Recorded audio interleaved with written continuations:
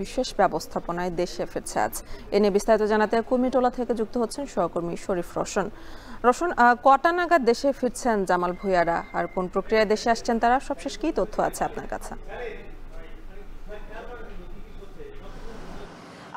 আসলে বাংলাদেশ ফুটবল দলকে আনতে কিন্তু আজকে বাংলাদেশ বিমান বাহিনীর C-130 যে বিশেষ বিমানটি আছে সেটি কিন্তু ইতিমধ্যে আসলে বাংলাদেশের বিমানে নেপালের উদ্দেশ্যে রওনা হয়েছে। আমরা যতটুকু জানতে পেরেছি যে 12টা নাগাদ বিমানটি ফ্লাই করেছে, সেখান থেকে আসলে 1:30টা নাগাদ নেপালের যে রানওয়ে আছে সেখানে ল্যান্ড করবে। তারপরে আসলে তাদের যে প্রসেসগুলো আছে সেগুলো সম্পন্ন করে 2-1 ঘন্টার মধ্যে তাদের কাজ সম্পন্ন করতে সময় লাগবে। এরপরে আসলে 2টার পর তারা আসলে নেপাল থেকে বাংলাদেশের উদ্দেশ্যে রওনা হবে। বাংলাদেশ ফুটবল দল সহ সাংবাদিক যারা আছেন নেপাল সফর কভার করতে গিয়েছেন, এবং আরও বাংলাদেশ সহ মোট 56 জন কিন্তু এই বিমানে করে আসলে বাংলাদেশে আসবেন। আপনি জানেন যে শুক্রবার থেকেই নেপালে ছাত্র জনতার যে রাজনৈতিক যে ইস্যুটি সামাজিক যোগাযোগ মাধ্যমের 26টি সাইট বন্ধ করে দেওয়ার জন্য যে উত্তেজনা ছড়িয়ে পড়েছে, সেটির কারণে কিন্তু বাংলাদেশ নেপালের বিপক্ষে যে 2টি প্রীতি ম্যাচ খেলার কথা ছিল, এর একটি খেলার পরেও আসলে